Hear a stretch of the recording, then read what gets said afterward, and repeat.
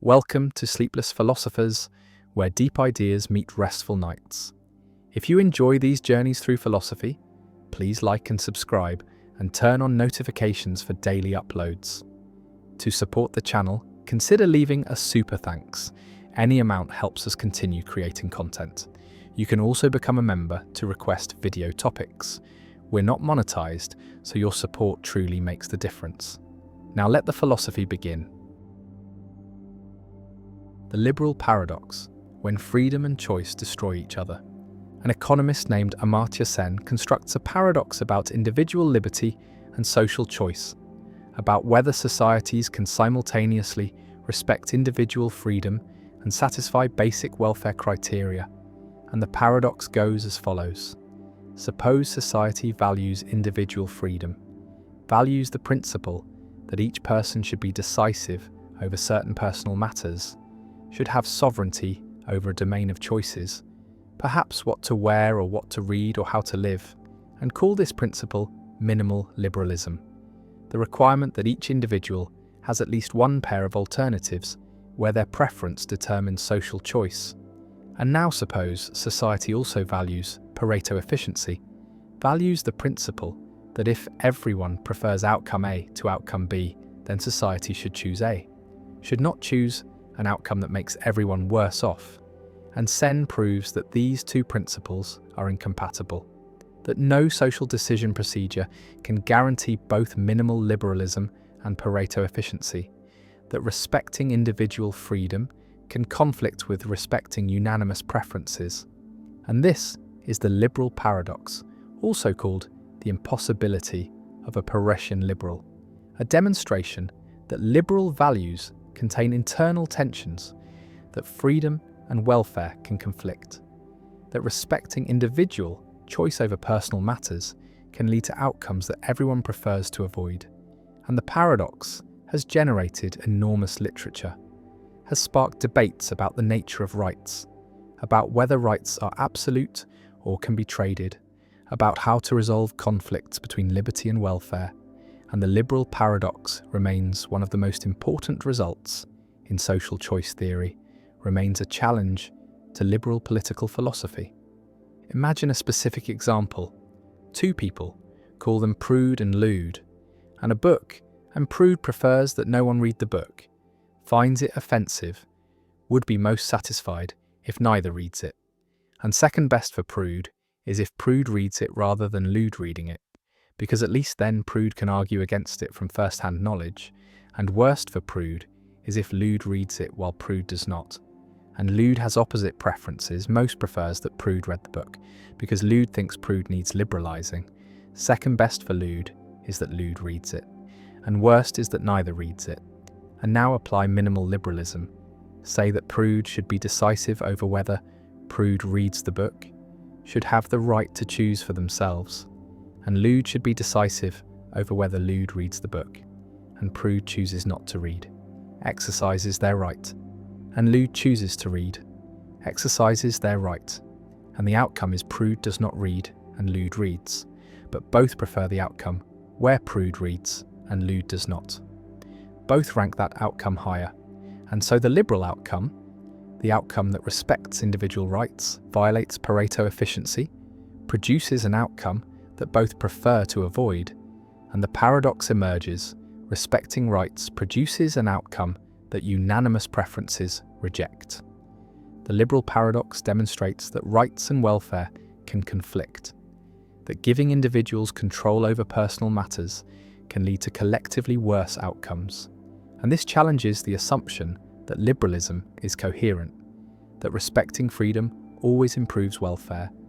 And Sen's paradox shows that this is false, shows that freedom and welfare can diverge, that societies face trade-offs between respecting rights and respecting preferences, and different resolutions prioritize differently. Some prioritize rights and accept that Pareto improvements may be blocked, accept that unanimous preferences may be overridden by individual sovereignty, and other resolutions prioritize welfare and accept that rights may be violated when everyone would benefit, and neither resolution is fully satisfying. both involve accepting tensions within liberal values. Visualize the paradox as revealing a cycle. Individual rights produce an outcome, unanimous preferences reject that outcome and prefer an alternative. But that alternative violates individual rights, and we are stuck cannot satisfy both rights and preferences simultaneously.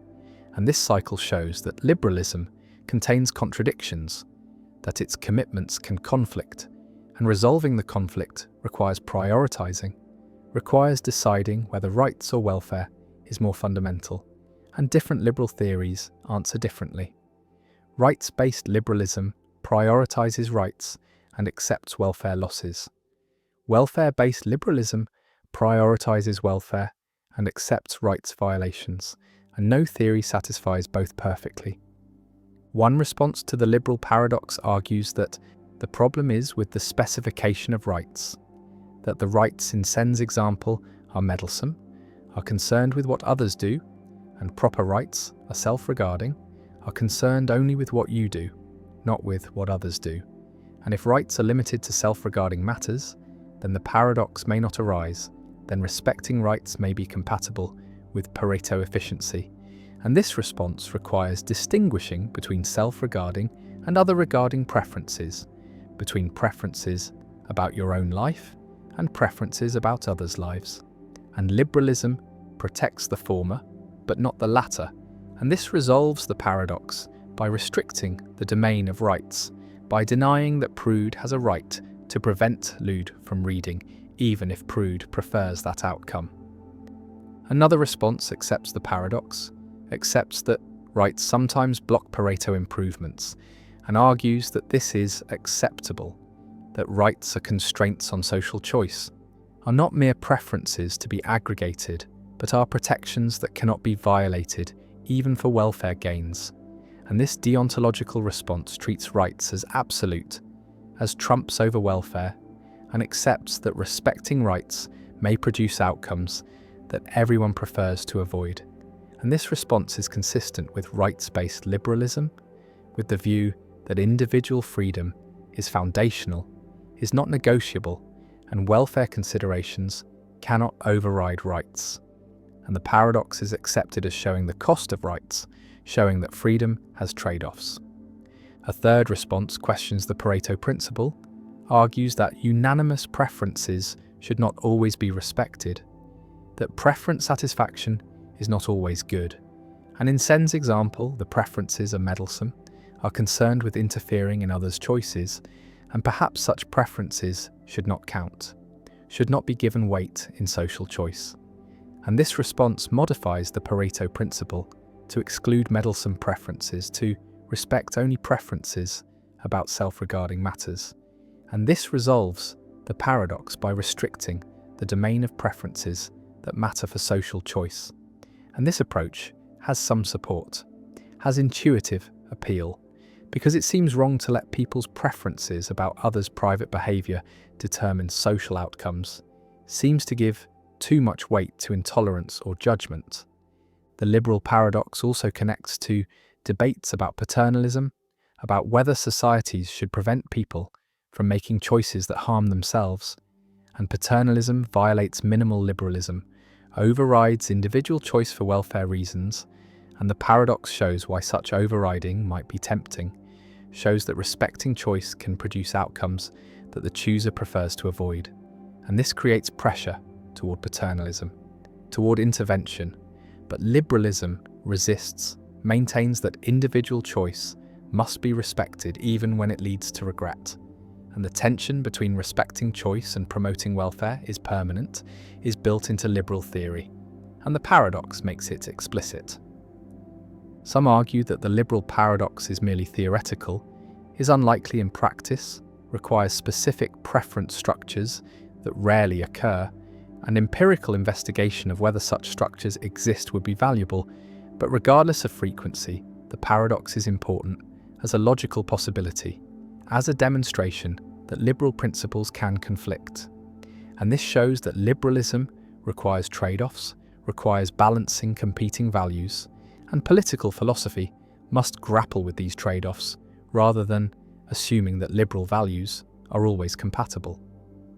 The paradox also raises questions about whether societies should recognize rights at all, whether individual sovereignty over personal matters is justified if it can lead to collectively worse outcomes. And consequentialists might use the paradox to argue against rights, to argue that social choice should be based on welfare alone, without constraints from individual rights. But most find this conclusion extreme, find that rights are valuable despite potential conflicts with welfare, and the challenge is to specify rights carefully, to balance rights and welfare, to create institutions that respect both as much as possible while recognizing that perfect compatibility is impossible.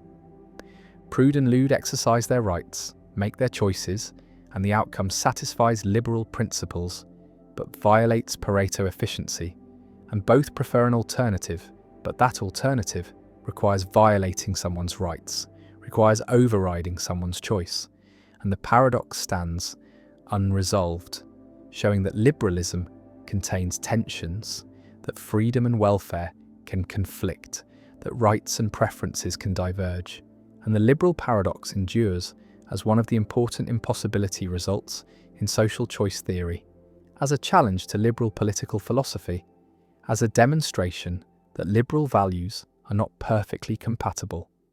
And the paradox remains a permanent feature of liberal theory, requiring careful navigation, requiring trade-offs between competing values, and showing that coherent liberalism is more complex than it appears. The non-identity problem, why creating a disabled child, seems wrong but harms no one. A woman takes medication that she knows will cause her future child to be born with a disability that will significantly reduce the child's quality of life, but will not make life so bad that it is not worth living, and the child will live with chronic pain, with limited mobility, with challenges that most people do not face. But the child will still experience joy and love and meaning, and life will be worth living overall, just harder, just less good than it could have been. And we are inclined to say that the woman did something wrong, that she should have stopped taking the medication, should have waited until it cleared her system before conceiving. And if she had waited, she would have conceived a different child, a healthy child. And this seems like the obviously right choice, but now philosopher Derek Parfit poses a troubling question. Who exactly was harmed by the woman's choice? Who was made worse off? And the answer is puzzling because the disabled child cannot claim to have been harmed. Because if the woman had waited and conceived a different child, then this particular child would not exist at all, and the disabled child's only alternative to existing with a disability is not existing. And existing with a disability, as long as life is worth living, is better than not existing. And so the disabled child is not worse off, is actually better off for existing. And if no one was harmed, then how can the action be wrong? And this is the non-identity problem, a puzzle about how to ground judgments of wrongness in cases where the identity of affected individuals depends on the choices being evaluated. Imagine the scenario more carefully. At time 1, the woman is taking medication, and she has a choice: conceive now and have a disabled child, or wait a month, stop the medication, and conceive a healthy child. And suppose she chooses to conceive now, and 9 months later, a child is born with a disability. Call this child Alex, and Alex grows up facing challenges, but also experiencing good things. And on balance, Alex is glad to be alive, prefers existing to not existing. And now we ask whether the woman wronged Alex, whether Alex was harmed by the woman's choice. And the problem is that the alternative was not Alex without the disability. The alternative was a different child entirely, because different sperm and egg would have united if the woman had waited, and different genetic material produces a different person. And so Alex's options were either exist with the disability or not exist at all. And Alex is better off existing with the disability than not existing. And so how can Alex complain? How can Alex say the woman wronged them, when the only other possibility is non-existence? And if Alex cannot complain, then who can? And if no one can complain, then in what sense was the action wrong? The problem generalizes beyond this specific case. It arises whenever a choice affects who will exist rather than merely affecting how existing people will fare. And these cases are called non-identity cases, and they include decisions about environmental policy, where current generations choose between policies that affect which future people will exist. Decisions about genetic engineering, where parents choose traits for children who would not exist without that choice. Decisions about timing of reproduction, where different times lead to different children. And in all these cases, the people affected by the choice cannot claim they would have been better off if a different choice had been made, because they would not have existed if a different choice had been made. And so, standard harm-based reasoning seems to fail, seems unable to explain why these choices might be wrong. Visualize the problem as a branching tree. At the decision point, two branches extend. On one branch, a child with disability exists. On the other branch, a different healthy child exists. And we compare the two branches and say the second is better, produces a better outcome, a healthier child, less suffering, more well-being. But when we try to say who benefits from choosing the second branch, we cannot point to anyone. The disabled child does not benefit because that child does not exist in the second branch. The healthy child does not benefit because that child does not exist in the first branch. And so there is no person who is made better off by choosing the better branch. And this seems to undermine the claim that the better outcome is better for anyone. And yet we strongly feel that the choice matters, that creating a child with avoidable disability is wrong. Parfit proposed the non-identity problem as a challenge to person-affecting principles. Principles that say an action is wrong only if it makes someone worse off.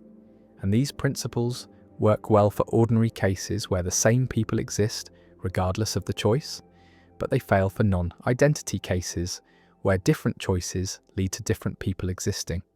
And if we want to maintain that choices in non-identity cases can be wrong, we must adopt impersonal principles, principles that evaluate outcomes based on total or average well-being, or some other measure that does not depend on comparing how well-off particular individuals are across different choices. But impersonal principles face their own difficulties. They can imply things like the repugnant conclusion. They can recommend creating vast populations with minimal welfare, and they can conflict with intuitions about person-relative reasons and obligations. One response to the non-identity problem is to reject the claim that wrongness requires harming someone, to argue that some actions are wrong, even though they do not make anyone worse off, and creating a child with an avoidable disability is wrong. Not because it harms the child, but because it fails to give the child the best start in life, violates a duty to create the best children we can, and this response requires specifying what duties we have regarding procreation, what standards of care apply to potential children, and whether these duties are owed to specific individuals or are impersonal obligations about making the world better. Another response is to argue that the disabled child is harmed after all, harmed relative to an appropriate baseline, and the baseline is not non-existence, but rather the life the child could have had if different choices had been made, even though those choices would have resulted in a different child. We can still say that creating a child with avoidable disability is wrong because it brings into existence someone whose life contains avoidable suffering. And this suffering is bad even if it does not make anyone worse off compared to any alternative where that same person exists. And this response requires defending an impersonal notion of harm. Harm that is not comparative, not based on counterfactuals about specific individuals, but based on the presence of bad states like suffering. A third response is to bite the bullet and accept that the action is not wrong, that if no one is harmed, then nothing bad has happened. And this response embraces person-affecting principles and accepts their implications even in non-identity cases, admits that we cannot say the woman wronged the disabled child, cannot say she should have waited, and while this seems counterintuitive, perhaps our intuitions are wrong, perhaps we are confused about non-identity cases, and the theoretical clarity of person-affecting principles outweighs the cost of accepting counterintuitive conclusions. The non-identity problem has practical implications for reproductive ethics, for decisions about genetic screening, prenatal testing, selective abortion, and genetic modification, because many of these decisions are non-identity cases where choosing one option means one child exists, and choosing another means a different child exists. And if we cannot say these choices harm anyone, then it becomes difficult to regulate them. Difficult to say parents have obligations about which children to create. And yet most people feel strongly that some procreative choices are wrong, that parents should not knowingly create children with serious avoidable disabilities, that we have reasons to prefer healthy children, and these feelings need grounding, need principles that explain why these choices matter, even though no particular person is made worse off. The woman stands at the choice point, medication in hand, and she can conceive now or wait, can create a child with disability or create a different healthy child, and the choice seems obvious. And yet when we try to justify the obvious answer, try to explain why waiting is better, the justification becomes elusive, slips through our fingers, because no one is harmed by conceiving now. The child who exists is glad to exist, and the child who would exist if she waited does not exist to be disappointed. And the non-identity problem reveals a gap in our moral thinking, a case where our judgments are clear, but our reasons are unclear, where standard moral frameworks fail to explain intuitions we hold strongly, and Parfit's problem remains unsolved, challenging, forcing recognition that identity matters, that who exists matters, and that moral philosophy has not yet developed adequate tools for handling cases where choices determine who exists rather than merely how well existing people fare. And the problem persists, technical and troubling, a reminder that even procreation, the most basic of human activities, raises profound ethical puzzles that resist easy answers. The ladder paradox, how moving objects shrink and fit where they shouldn't. A ladder 10 meters long rushes toward a garage that is only 8 meters deep. The garage has a front door and a back door, both initially open, and the ladder is traveling at a significant fraction of the speed of light, fast enough that length contraction becomes important. And according to special relativity objects moving at high speed contract along their direction of motion, and an observer standing in the garage watching the ladder approach calculates that at 80% of light speed, the ladder contracts to 6 meters, shorter than the garage, and so the observer plans to trap the ladder inside by simultaneously closing both doors for a brief moment, catching the entire contracted ladder inside the 8-meter garage. And this seems straightforward. The moving ladder fits because it is contracted, but now consider the perspective of someone riding on the ladder. In their reference frame, the ladder is at rest and maintains its full 10-meter length, while the garage is moving toward them at 80% of light speed, and so the garage contracts to less than 5 meters deep, far too small to contain the 10-meter ladder, and the person on the ladder knows that the front of the ladder will exit the back door before the back of the ladder enters the front door, and trapping the ladder inside is impossible, and so the two observers disagree about whether the ladder fits inside the garage, whether both doors can be closed simultaneously with the ladder inside. And this is the ladder paradox, also called the barn pole paradox, a puzzle about how length contraction and simultaneity interact in special relativity. The resolution lies in understanding that simultaneity is relative, that events which are simultaneous in one reference frame are not simultaneous in another, and the garage observer sees both doors closing at the same time, trapping the ladder, but the ladder observer sees the doors closing at different times. The front door closes first, then the back door closes later, and in the ladder frame, the sequence of events is as follows.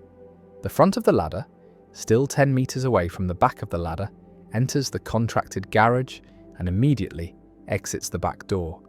And only after the entire ladder has passed through the garage does the back door close, followed by the front door closing. And so in the ladder frame, the ladder never fits entirely inside the garage. It is always longer than the garage, but the doors are never closed simultaneously with the ladder inside, and this removes the contradiction. Both observers agree on the physical facts. They agree on when collisions occur, on whether the ladder gets scratched or damaged, but they disagree about which events are simultaneous, about the order in which certain events happen. And this disagreement is not a matter of illusion or observation delay, but a fundamental feature of space-time in special relativity. Imagine space-time diagrams for both perspectives. In the garage frame, the diagram shows the two doors as vertical lines fixed in position, and the ladder as a diagonal streak moving horizontally through space and vertically through time. And the ladder is shortened by length contraction. And there is a moment when the back of the ladder has entered the front door and the front of the ladder has not yet exited the back door. And at this moment, both doors can be closed simultaneously, trapping the contracted ladder. And in the ladder frame, the diagram shows the ladder as two vertical lines, the front and back of the ladder stationary, and the garage as a moving object, contracted along the direction of motion. And the two doors close at different times. First, the front door closes and then opens, allowing the front of the ladder to pass. And then the back door closes after the back of the ladder has already entered. And the doors are never simultaneously closed around the ladder. And both descriptions are correct. Both are consistent with the laws of physics. And the apparent contradiction arises only from expecting that simultaneous in one frame means simultaneous in all frames. And relativity denies this. Simultaneity is frame dependent. The paradox also highlights the role of signals and information, because if the closing of the doors is controlled by signals sent at the speed of light, then the relativity of simultaneity ensures that the signals arrive at different times in different frames, and the physical mechanism that closes the doors respects causality and relativity, and no contradiction arises. The doors can be set to close when the ladder is inside, as measured in the garage frame, and this same mechanism, viewed from the ladder frame, closes the doors at different times, and the ladder is never trapped because it never fits entirely inside, and both descriptions are correct and consistent. Some people find this resolution unsatisfying. It seems like the ladder either fits or does not fit. There should be an objective fact of the matter, but relativity says that fits inside is not an objective notion. When motion is involved, it depends on what simultaneity convention is used, on which reference frame is chosen, and different frames can disagree about spatial relationships without any frame being wrong. And this is one of the deepest lessons of relativity, that spatial and temporal relationships are frame dependent, that there is no absolute space or absolute time, and that what counts as simultaneous or as fitting inside depends on the observer's state of motion. The ladder paradox has practical analogues in particle physics, where particles travelling at relativistic speeds appear contracted in the laboratory frame. And this contraction affects how they interact with detectors, how they traverse magnetic fields, and how their collisions are modelled. And physicists routinely account for length contraction and time dilation in analysing experiments. And the paradoxical features of relativity are not mere thought experiments, but daily realities in accelerator laboratories. Visualize the ladder streaking toward the garage, its atoms compressed along the direction of motion. The electromagnetic forces between atoms adjusted by the motion, creating a physically shorter object in the garage frame, and the garage rushing toward the ladder in the ladder frame, compressed to a narrow slit, and the ladder threading through this slit without ever being contained. And both pictures are correct, both are consistent, and the paradox dissolves once simultaneity is properly understood, once it is accepted that different observers experience different orderings of spatially separated events, and the ladder paradox remains a teaching tool, an illustration of how length contraction and relativity of simultaneity work together, how apparent contradictions in relativity are resolved by careful analysis of reference frames, and how our intuitions about space and time, trained on low-speed everyday experience, fail completely when speeds approach that of light, and the ladder passes through, contracted or not, trapped or not, depending on who you ask, depending on what frame you occupy, and the paradox endures as a reminder that space and time are not what they seem. That motion affects not just how we measure things, but what length and simultaneity mean, and that Einstein's revolution was not just about equations, but about reconceiving the very fabric of reality. The lottery paradox. Imagine a fair lottery with 1 million tickets, and exactly one ticket will win, and you have not yet learned which ticket won. And now consider each individual ticket. Ticket number 1 has a 1 in a million chance of winning, which means it has a 999,999 in a million chance of losing. And this is overwhelmingly probable, so probable that it seems rational to believe that ticket 1 will not win. And the same reasoning applies to ticket 2, ticket 3, and every other ticket. Each has a minuscule chance of winning and an enormous chance of losing, and so it seems rational to believe of each ticket that it will not win. But now a problem emerges. If you believe that ticket 1 will not win, and you believe that ticket 2 will not win, and you believe this for each of the million tickets, then it seems you should believe that no ticket will win, because belief is generally thought to be closed under conjunction. If you believe P and you believe Q, then you should believe P and Q. And by repeated application of this principle, if you believe of each ticket that it will not win, then you should believe that none of them will win. But you also know with certainty that exactly one ticket will win. This is a stipulated fact of the lottery, and so you believe both that no ticket will win and that some ticket will win. And these beliefs are contradictory, and so you hold contradictory beliefs, which seems paradigmatically irrational. Yet each individual belief, the belief that ticket 1 will not win, the belief that ticket 2 will not win, and so on, seems perfectly rational, justified by the overwhelming probability. And so the lottery paradox forces a choice between accepting that rational belief can be inconsistent, rejecting closure of belief under conjunction, or denying that high probability is sufficient for rational belief. The paradox was articulated by Henry Kaiberg in the 1960s, and it has generated an enormous literature in epistemology with various proposed solutions and no clear consensus. And the paradox reveals deep tensions in our ordinary thinking about belief, knowledge, probability, and rationality.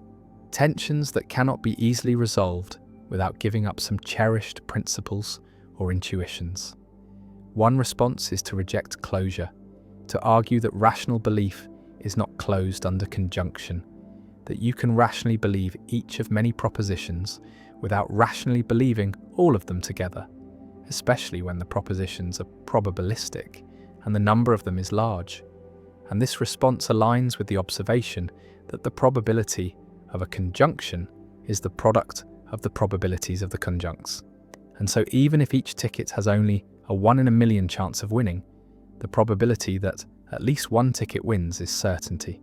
And so there is a gap between the high probability of each individual proposition and the low probability of their conjunction. And this gap justifies believing each individual proposition while not believing their conjunction. Another response is to raise the threshold for rational belief, to argue that high probability is not sufficient for belief, that belief requires something stronger, perhaps near certainty or probability, above some higher threshold, like 99% or 99.9%. And if we raise the threshold high enough, then it will no longer be rational to believe of each ticket that it will not win, because the probability that it will not win, while high, is not high enough to meet the raised threshold. And so the paradox dissolves, because the initial premise that it is rational to believe of each ticket that it will not win is rejected. A third response distinguishes between degrees of belief or credence and full belief, arguing that we should assign high credence to the proposition that ticket 1 will not win, perhaps 99.9999%, but we should not fully believe it, and full belief is reserved for propositions that meet a higher standard, perhaps certainty or near certainty, and this response preserves the intuition that high probability matters for rationality, while avoiding the paradox by denying that high probability justifies full belief. Still another response embraces a kind of rational inconsistency, arguing that in certain situations it is rational to hold inconsistent beliefs, that consistency is not an absolute requirement of rationality, that the world is complex and uncertain, and our beliefs must reflect that uncertainty, even if it means tolerating some inconsistency. And this response aligns with the preface paradox, where an author rationally believes each claim in a book while rationally believing that not. All the claims are true, and both paradoxes suggest that closure of belief under conjunction is too strong a requirement, that it demands a kind of logical perfection that finite agents in uncertain environments cannot achieve. The lottery paradox also connects to debates about the nature of knowledge, because it seems clear that you do not know that ticket 1 will not win, even though you have excellent evidence for believing it. And this suggests that knowledge requires something more than justified true belief, perhaps a safety condition, the requirement that in nearby possible worlds where you believe PP is true, and in the lottery case there are nearby worlds where the lottery is run fairly and ticket 1 wins, in which your belief that ticket 1 will not win is false, and so your belief fails the safety condition and does not constitute knowledge, even if it happens to be true. The paradox has practical implications as well, because we constantly make decisions based on beliefs that have high but not maximal probability. We believe that the plane will not crash, that the medicine will work, that the bridge will not collapse, and in each case there is a small probability that our belief is false. Yet we act on these beliefs. We board the plane, take the medicine, cross the bridge, and if we refuse to believe or act on anything less than certainty, we would be paralyzed, unable to function in a world of uncertainty. And so, the lottery paradox is not merely an abstract puzzle, but a reflection of the epistemic situation we constantly face, the need to navigate between skepticism and credulity, between demanding too much certainty and accepting too little, between the logical ideal of perfect consistency and the practical necessity of acting on incomplete information. The million tickets sit in the urn, one will win, the others will lose, and reason seems to say both that we should believe of each that it will lose, and that we should not believe that all will lose. And this contradiction, or apparent contradiction, has no easy resolution, no solution that preserves all intuitions and principles.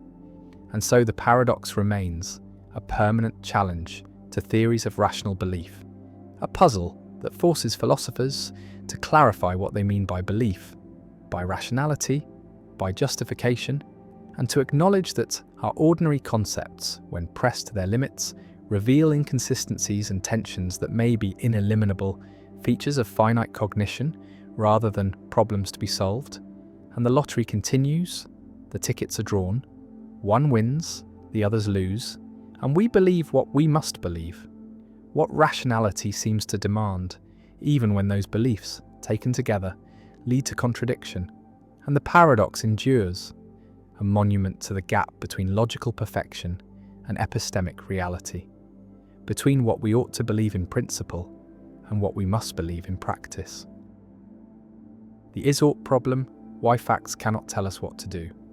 Science describes the world, tells us what is, what exists, how things work, the laws of nature, the facts about atoms and organisms and stars, and these descriptions are supported by evidence, by observation and experiment, and they are objective, true or false, regardless of what anyone thinks or wants.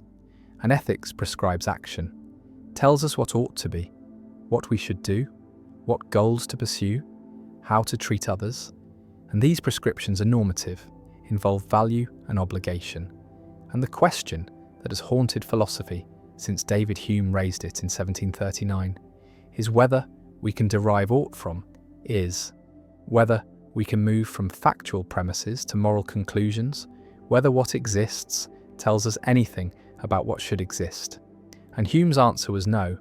There is a gap, an unbridgeable chasm between descriptions and prescriptions, between facts and values, between is and ought, and no amount of purely factual information can tell us what we should do. And this is the is-ought problem, sometimes called Hume's guillotine, because it cuts moral reasoning off from empirical inquiry, separates facts from values, and leaves us wondering how moral knowledge is possible if it cannot be derived from facts about the world. Hume observed that writers on morality begin with ordinary observations, with statements about human nature or God or social arrangements, statements that use the copula is, describing what exists, and then suddenly they switch to statements using ought or ought not, prescribing actions or condemning behaviours. And this transition, Hume says, is never explained, is never justified. The writers seem to assume that the ought follows from the is, that because things are a certain way we should act in a certain way, but this assumption is invalid. The ought does not follow. There is a logical gap, and any argument that moves from is to ought is either invalid or contains a hidden normative premise that was smuggled in. And if all moral arguments ultimately rest on normative premises that cannot be derived from facts, then moral reasoning is fundamentally different from empirical reasoning, is based on values or sentiments or intuitions that are not themselves factual claims. Visualize an argument that tries to derive ought from is. Suppose someone says humans are naturally cooperative. This is a factual claim about human psychology, and then concludes, therefore, we ought to cooperate, a normative claim about how we should behave. And Hume's challenge is to explain how the conclusion follows from the premise, what licenses the move from description to prescription, and the argument seems to assume that what is natural is good, that we should act in accordance with our nature. But this assumption is itself a normative claim, a hidden ought premise, and if we make it explicit, the argument becomes humans are naturally cooperative, and we ought to act according to our nature.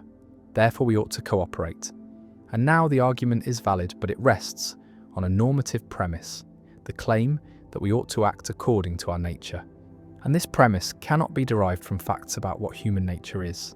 It is a value judgment, an ought claim, and so the original argument either was invalid or contained a hidden normative premise. And either way, the is-ought gap remains. The ought was not derived purely from is. The same problem arises for any attempt to ground morality in facts. If someone says actions that maximize happiness are good because happiness is what everyone wants, the argument moves from the facts that people desire happiness to the normative claim that happiness is good, and this move assumes that what people desire is good. Another hidden normative premise, or if someone says we should obey God's commands because God created us, the argument moves from the fact of creation to the obligation to obey, and this assumes that we ought to obey our Creator. Another normative premise, and in every case the derivation fails unless a normative premise is included, and if normative premises cannot themselves be derived from facts, then the ultimate foundation of ethics is non-factual, is based on values or intuitions or conventions that are not grounded in empirical reality. The is-ought problem creates a dilemma for moral philosophy. Either accept that moral claims are not factual, are not true or false in the way scientific claims are, but express attitudes or prescribe actions or reflect cultural conventions, and this leads to non-cognitivism or relativism, views that deny objective moral truth, or accept that moral claims are factual, but insist that moral facts are sui generis, are not reducible to natural facts, are known through intuition or reason rather than through empirical observation, and this leads to non-naturalism, the view that morality is objective but not part of the natural world, studied by science, or find some way to bridge the is-ought gap, to derive ought from is. and this requires showing that certain facts entail normative conclusions, that the gap is not as wide as Hume thought, and various philosophers have attempted this, have proposed that the gap can be crossed under certain conditions. One attempt to bridge the gap involves institutional facts, facts about social practices and their constitutive rules. John Searle argued that if you accept a role within an institution, you accept the obligations that come with it. If you are a chess player, you ought to move the bishop diagonally, not because of an additional normative premise, but because that is what it means to be playing chess. The ought is built into the description of the institution, and similarly, if you make a promise, you create an obligation. You ought to keep the promise, and this ought follows from the fact of promising, from the institution of promising and its rules, and Searle claims this shows that ought can be derived from is that institutional facts bridge the gap. But critics respond that this only works if you already accept the institution, already grant that you ought to follow its rules, and so the normative premise is still there, hidden in the acceptance of the institution. Another attempt involves functional facts. Facts about what things are for. Philippa Foot and others argue that living things have natural functions. Hearts are for pumping blood, eyes are for seeing, and organisms can be evaluated by how well they fulfill their functions. A good heart pumps blood efficiently, a defective heart does not, and humans have functions too, and virtues are traits that enable humans to flourish, to live well, and so we ought to develop virtues, and this ought to follows from facts about human nature and human flourishing. But critics respond that this assumes flourishing is good, assumes that we ought to pursue the goals set by our nature, and these assumptions are normative, are not themselves derived from facts about what human nature is, and so the gap remains. Visualize the gap as a chasm. On one side stand all the facts, all the truths about how the world is, what exists, how things behave, and on the other side stand all the norms, all the truths about what ought to be, what we should do, what goals are worth pursuing, and Hume's claim is that no bridge connects the two sides, that you cannot start with facts alone and reach the norms, that any path from one side to the other requires a leap, requires introducing a normative premise that is not itself factual, and this chasm separates science from ethics, separates empirical inquiry from moral philosophy, and raises the question of how we can have moral knowledge if morality is not grounded in facts. The is-ought problem has implications for moral realism, for the claim that moral truths exist objectively, because if moral truths cannot be derived from natural facts, then what are they? How do we know them? And moral realists divide into naturalists who deny the gap and claim that moral facts are natural facts, and non-naturalists who accept the gap and claim that moral facts are sui generis, are known through intuition or reason, and both positions face challenges. Naturalists must explain how to bridge the gap, must show how ought follows from is, and non-naturalists must explain how we perceive non-natural moral facts, how these facts relate to natural facts, and whether morality can play any causal or explanatory role if it is separate from nature. The problem also affects applied ethics, because if we cannot derive ought from, is then scientific information alone cannot tell us what to do, cannot settle moral questions. A doctor knowing all the medical facts about a patient still needs normative principles to decide whether to continue treatment or allow death. An economist knowing all the facts about wealth distribution still needs values to decide whether inequality is unjust. And science can inform these decisions, can tell us the consequences of different actions, but it cannot by itself tell us what we ought to do, what outcomes we ought to pursue. And this means ethics is ineliminable, is not reducible to any empirical science, requires normative reflection and judgment that goes beyond factual knowledge. The chasm yawns, facts on one side, values on the other, and no bridge appears and Hume's guillotine falls. Severing is from ought, description from prescription, and the is-ought problem remains, unsolved, persistent, dividing metaethics into camps, challenging moral realism, questioning whether science can answer moral questions, and forcing recognition that normativity is distinct, that ought is not reducible to is, that values are not facts, or if they are facts, they are strange facts, facts that cannot be derived from ordinary empirical observations, and the problem endures as one of the central puzzles in philosophy, a reminder that ethics is autonomous, that moral reasoning requires more than empirical knowledge, and that the relationship between what is and what ought to be remains one of the deepest and most difficult questions we face. The knowledge argument, what the colour scientist learns when she leaves her room. A scientist named Mary spends her entire life in a black and white room, a room devoid of colour, where everything is shades of grey, and Mary is a brilliant neuroscientist who specialises in a colour vision, and she studies colour from this colourless room using black and white monitors and books, and she learns everything physical there is to know about colour, learns about wavelengths and photoreceptors and neural pathways, learns about opponent processing and colour constancy, knows exactly which brain states correspond to which colour experiences, can predict with perfect accuracy what someone will report when shown a coloured object, and Mary's knowledge of the physical facts about colour is complete, exhaustive, includes every fact that physics, chemistry and neuroscience can provide, and yet Mary has never seen colour, has never experienced red or blue or yellow, and then one day Mary leaves the room,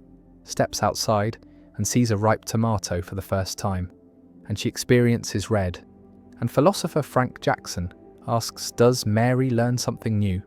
Does she gain new knowledge when she sees red for the first time? And the intuition is yes, she learns what red looks like, learns what it is like to experience red.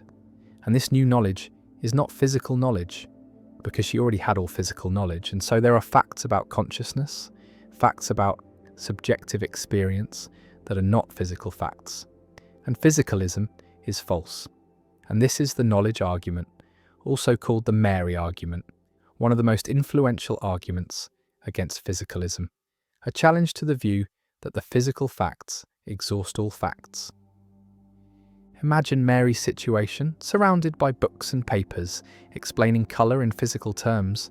She knows that red light has wavelengths around 700 nanometers, knows that it activates long wavelength cones in the retina, knows the neural pathways from retina to visual cortex, knows which patterns of neural firing correspond to red experiences, and she can answer any questioner about the physics and neuroscience of colour, can predict how people will react to colours, what they will say, how their brains will respond. And yet when she sees red for the first time, she says, aha, so that is what red looks like. And this reaction suggests she learned something, gained knowledge she did not have before. And since she already knew all physical facts, the new knowledge must be non-physical, must be knowledge of phenomenal facts, of what experiences are like. And these phenomenal facts are not reducible to physical facts, are additional to them, and so physicalism is incomplete, fails to capture everything about consciousness. The knowledge argument can be formulated as follows. Mary knows all physical facts about colour vision before leaving the room. When Mary leaves the room and sees red, she learns something new. Therefore, there are facts about colour vision that are not physical facts. And this conclusion supports property dualism, supports the view that conscious experiences have phenomenal properties that are not physical properties, that the subjective character of experience is something over and above the objective physical facts, and the argument challenges physicalist theories of mind, challenges the claim that neuroscience can give complete knowledge of consciousness, suggests that first-person subjective experience involves aspects that third-person objective science cannot capture. Visualize the two kinds of knowledge. On one side is Mary's complete physical knowledge, all the objective facts about colour, the facts that can be stated in scientific language, measured by instruments, predicted by theories. And on the other side is phenomenal knowledge, knowledge of what red looks like, knowledge that can only be acquired through experience, through having the experience oneself. And the knowledge argument says these two kinds of knowledge are distinct. that no amount of the first kind can yield the second kind, and this distinctness shows that phenomenal facts are not physical facts, that consciousness has properties that resist physical reduction. Physicalists have developed multiple responses to the knowledge argument. The ability hypothesis argues that what Mary gains when she leaves the room is not new factual knowledge, but new abilities. The ability to recognize red, to imagine red, to remember red. And abilities are not facts, are know-how rather than know that. And so Mary's gain does not show that there are non-physical facts, only that physical knowledge does not automatically confer all abilities. And this response distinguishes knowing facts from having abilities, treats phenomenal knowledge as a kind of skill rather than propositional knowledge. The acquaintance hypothesis argues similarly that Mary gains acquaintance with red, becomes directly related to the experience of red in a way she was not before, but this acquaintance is not knowledge of new facts, it is a new way of knowing old facts, a new mode of presentation of facts she already knew. And so the knowledge argument fails because what Mary gains is not new knowledge, but new acquaintance. An acquaintance with experiences is compatible with physicalism does not show that there are non-physical facts. The old fact, new guy's response argues that Mary learns no new fact but learns an old fact in a new way, learns about the physical property of experiencing red by having that experience, whereas before she only knew about it through descriptions and theories. And the same fact, the physical fact about red experiences, can be grasped in different ways, through theoretical knowledge or through direct experience, and Mary's situation involves gaining a new mode of access to old facts, not gaining access to new facts, and so the argument does not refute physicalism. Another response denies the key intuition, argues that Mary does not learn anything new when she leaves the room, that she already knew what red looks like from her complete physical knowledge. That complete physical knowledge includes phenomenal knowledge, and our intuition to the contrary is mistaken, is based on underestimating what complete physical knowledge would include. And if Mary truly knew everything physical about colour, then she would be able to deduce what red looks like, would already have phenomenal knowledge. And so the argument's premise is false. The knowledge argument also raises questions about the relationship between different kinds of knowledge, between theoretical and experiential knowledge, between objective and subjective perspectives, and whether these can be integrated, whether science can accommodate first-person phenomenal facts. And Jackson himself later rejected the knowledge argument, became a physicalist, argued that the knowledge Mary gains is not knowledge of new facts but is compatible with physicalism, though other philosophers continue to defend the argument, continue to insist that Mary's gain shows the incompleteness of physical accounts of consciousness. Mary sits in her black and white room, learning about colour, mastering every physical fact, and then she steps outside, and the world bursts into colour, and she sees red for the first time, and the tomato glows in the sunlight, and her reaction is wonder, is discovery, is the sense of learning something utterly new, and whether this reaction reveals that physicalism is false, that consciousness includes non-physical properties, or whether it merely shows that knowledge comes in different forms, different modes, remains disputed, remains one of the central debates in philosophy of mind, and the knowledge argument persists, powerful and controversial, a challenge to physicalist theories, a defense of the irreducibility of phenomenal consciousness, and a reminder that subjective experience, the what it is likeness of mental states, resists capture in purely objective physical terms, and Mary's story continues to be told, to be analysed, to be debated, and the question remains, did she learn something new, something that physical knowledge could not provide? And the answer determines whether consciousness can be fully explained by neuroscience, or whether phenomenal experience involves something more, something that transcends the physical. And the knowledge argument endures as a vivid illustration of the explanatory gap, the gap between physical facts and phenomenal facts, between brain and mind, between what we can know objectively and what we can only know by experience. The information paradox. What happens to information? When it falls into a black hole forms when a massive star collapses. Its gravity becomes so intense that nothing can escape, not even light, and the boundary beyond which escape is impossible is called the event horizon, a spherical surface surrounding the black hole, and anything that crosses this horizon is lost forever, pulled inexorably toward the central singularity where density becomes infinite and the known laws of physics break down. And this seems straightforward. Black holes consume matter and energy. They grow as they absorb material, and information about what fell in is destroyed, erased from the universe.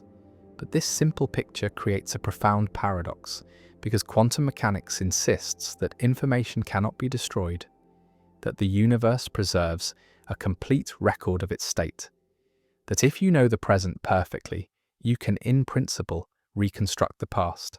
And this principle of information conservation is fundamental to quantum theory, underlies the mathematics of quantum mechanics. And if information can be destroyed in black holes, then quantum mechanics is wrong, or incomplete, or requires modification. And this clash between black hole physics and quantum mechanics is the information paradox, first articulated clearly by Stephen Hawking in the 1970s and still not fully resolved despite decades of intense research. Imagine throwing a book into a black hole. The book contains information, words on pages encoding knowledge, and as the book falls toward the event horizon, it crosses that boundary and disappears. And an observer watching from outside can never retrieve the book, can never read its contents. The information seems lost, and if millions of books are thrown in, if stars and planets and entire galaxies are consumed, all that information vanishes and the black hole carries no record of what it ate. It is characterized completely by just three numbers: its mass, its electric charge, and its angular momentum, and everything else. All the details, all the structure, all the information about what fell in is gone.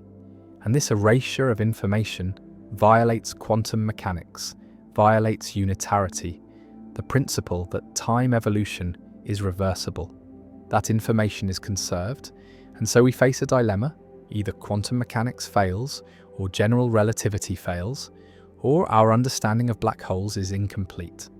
And all three options are troubling. All three challenge the foundations of modern physics. The paradox deepens when Hawking radiation is considered, because Hawking discovered in 1974 that black holes are not completely black. They emit thermal radiation. Due to quantum effects, near the event horizon, virtual particle pairs pop into existence just outside the horizon. One particle falls in and the other escapes, and this process causes the black hole to slowly evaporate, to lose mass over time, radiating energy into space, and eventually, after an immensely long time, the black hole evaporates completely, disappearing in a final burst of radiation. And the question arises: what happens to the information that fell in? Does it emerge in the Hawking radiation, encoded somehow in the particles that escape, or is it destroyed when the black hole evaporates? And Hawking initially argued that information is lost, that the radiation is purely thermal, completely random, carrying no information about what fell in. And this conclusion shocked the physics community, contradicted quantum mechanics, and triggered a debate that has lasted decades.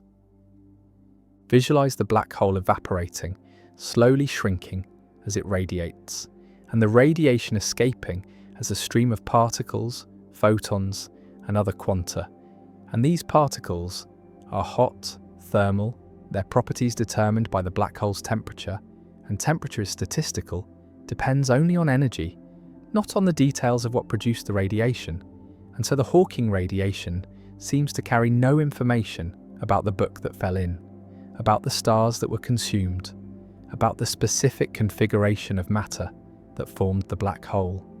And if the radiation carries no information, then when the black hole evaporates completely, when the last bit of mass is radiated away and the black hole vanishes, the information is gone, erased from the universe, and quantum mechanics is violated. And this is Hawking's original conclusion: information is lost. And this creates the paradox. Many physicists rejected this conclusion, argued that information must somehow be preserved, that the radiation must carry subtle correlations, quantum entanglements that encode the information in ways that are not obvious, that appear thermal locally but contain hidden structure globally. And this view, that information is preserved, requires that the Hawking radiation is not purely thermal but contains incredibly subtle quantum correlations that encode everything that fell in. And these correlations would be fantastically complex, impossible to detect in practice, but they must exist to preserve unitarity, to maintain consistency with quantum mechanics. And this led to proposals about how information might escape, perhaps through quantum corrections to Hawking's calculation, perhaps through the interior structure of black holes being more complex than classical general relativity suggests, perhaps through the holographic principle, which says that all information in a region of space can be encoded on its boundary. And so information that falls into a black hole is actually stored on the event horizon, not lost inside, and gradually released as the black hole evaporates. The debate between information loss and information preservation became one of the most important controversies in theoretical physics, with Hawking on one side arguing for loss and most of the quantum mechanics community on the other arguing for preservation, and the stakes were high. If information is lost, then quantum mechanics needs revision. If information is preserved, then general relativity or our understanding of black hole interiors needs revision, and either way, fundamental physics faces a crisis. And the paradox drove research in string theory, quantum gravity, holography, and black hole thermodynamics. And gradually, a consensus emerged that information is probably preserved, that Hawking radiation is not purely thermal, but carries information in subtle quantum correlations, though the details of how this works remain contentious and incomplete. Hawking eventually conceded the argument, famously changed his mind in 2004, and admitted that information is probably preserved, though he did not provide a complete mechanism, and the information paradox remains partially resolved. The community believes information is preserved, but lacks a complete detailed understanding of how information encoded in matter that falls into a black hole is transferred to the Hawking radiation that comes out. And this question touches on the deepest issues in quantum gravity, on the unification of general relativity and quantum mechanics, on the nature of space-time at the Planck scale, and on the limits of what can be known about the interior of black holes. And the paradox endures as a driving force in theoretical physics, a puzzle that has inspired new ideas, new mathematics, new ways of thinking about space and time and information. The book falls across the horizon, its pages fluttering, its words disappearing, and the black hole absorbs it, grows slightly more massive, and eventually the black hole evaporates. Hawking radiation streaming out, particles escaping, and somewhere in that radiation, encoded in correlations too subtle to detect, the information about the book survives, preserved by the laws of quantum mechanics, hidden but not destroyed. And the paradox resolves, not by destroying information, but by recognizing that black holes are more subtle than they seem, that the event horizon is not a simple boundary, but a complex quantum surface, that the interior is not a simple void, but a region where space-time and quantum mechanics intertwine in ways we are only beginning to understand. And the information paradox remains, solved in principle, but not in detail, a monument to the challenge of reconciling quantum mechanics and gravity, and a reminder that black holes, mysterious and powerful, continue to teach us about the fundamental nature of reality, about the limits of our theories, and about the deep connections between information, entropy, and the structure of space-time. The inverted spectrum problem. What if your red looks like my blue? Two people stand before a ripe tomato, and both say the tomato is red. Both use the word correctly. Both learned colour terms in the same way, by being shown red objects and hearing the word red. And their colour vision is normal. Their eyes and brains function identically. And yet the question arises, do they see the same colour? Does the tomato produce the same subjective experience in both? Or could it be that what one person experiences as red, the other experiences as blue? That their colour experiences are inverted, their spectrums reversed, and yet because they learned language the same way, because red things produce the same relative patterns, they both call the same things red, and have no way of discovering that their experiences differ. And this is the inverted spectrum problem, a thought experiment that has troubled philosophers since Locke, a puzzle about whether subjective experiences are private, whether they could differ between people in ways that behavioural and physical evidence cannot detect, and whether such differences would matter, whether they would mean anything if they are undetectable in principle.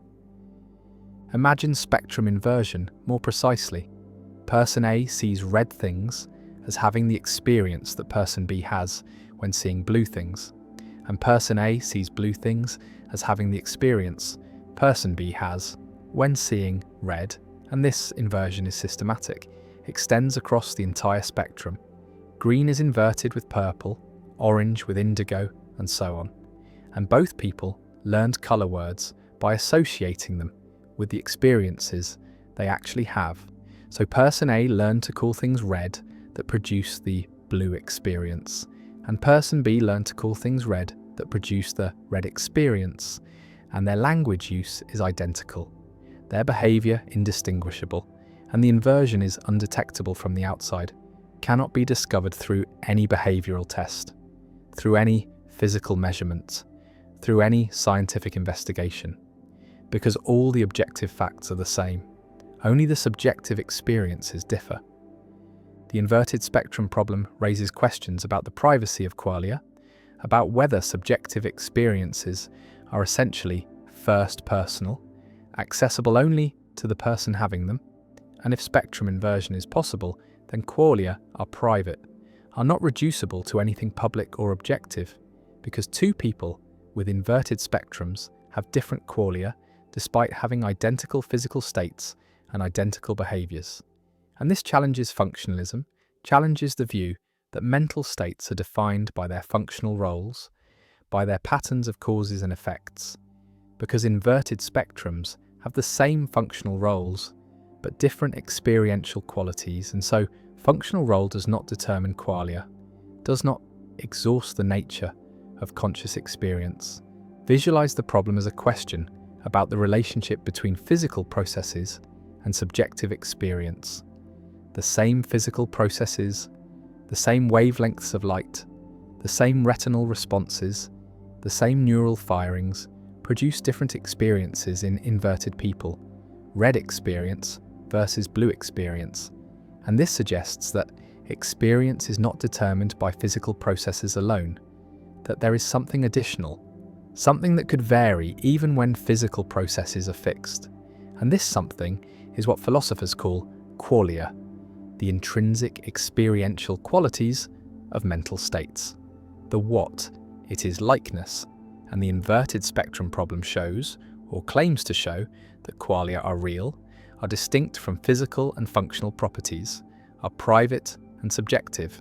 One response to the inverted spectrum problem denies that spectrum inversion is possible, argues that colour experiences are tied to their functional roles, to how they affect behaviour and other mental states, and systematic inversion would require inverting all these connections, would require changing not just colour experiences, but all the associations and reactions and emotions connected to colours. And once all these changes are made, the supposedly inverted person no longer has genuinely inverted experiences, but has the same experiences in a different functional network. And genuine inversion, preserving all functional roles while changing only qualia, is impossible, is incoherent, and the thought experiment fails because it describes an impossible scenario. Another response accepts that spectrum inversion is possible, but argues that it does not threaten functionalism or physicalism, because if inversion is undetectable in principle, then it is not a real difference, not a difference that matters, and science is concerned with objective differences, with differences that make a difference to behavior or physical processes, and subjective differences that have no objective manifestation are not the kind of things science needs to explain, are not part of the natural world that science investigates.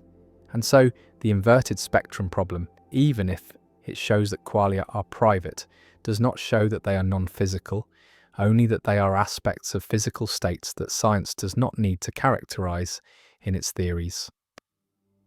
A third response appeals to the ecological theory of perception, argues that color experiences are not arbitrary inner states, but are shaped by the environment, by what colors signify, by their natural and biological meanings.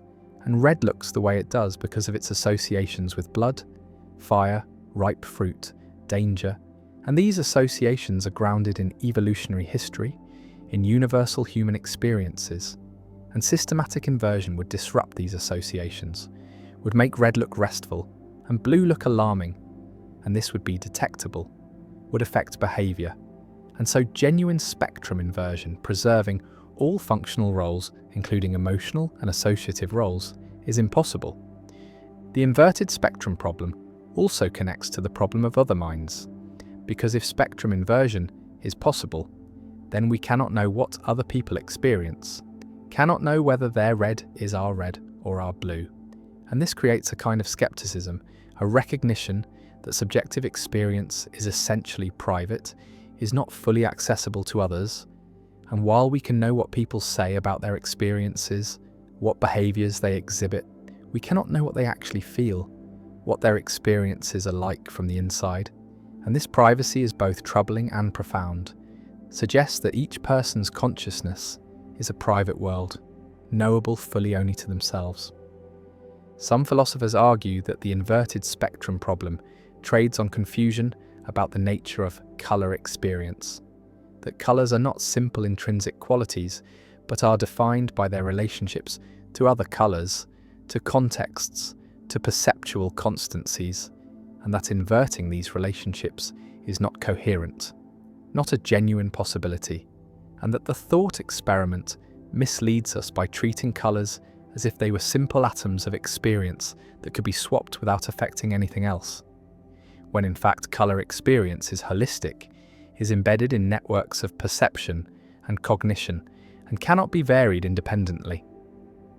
Others embrace the inverted spectrum problem, argue that it reveals important truths about consciousness, that qualia are real, are private, are not reducible to functional or physical properties, and that any theory of consciousness must accommodate this, must allow for the possibility that physically and functionally identical beings could differ in their subjective experiences.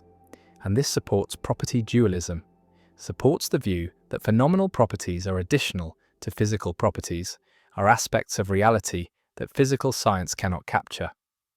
The two people stand before the tomato, both calling it red, and the question lingers, do they see the same thing? Do their experiences match? Or does one see what the other would call blue? And there is no way to tell, no test that reveals the truth, and the privacy of experience persists.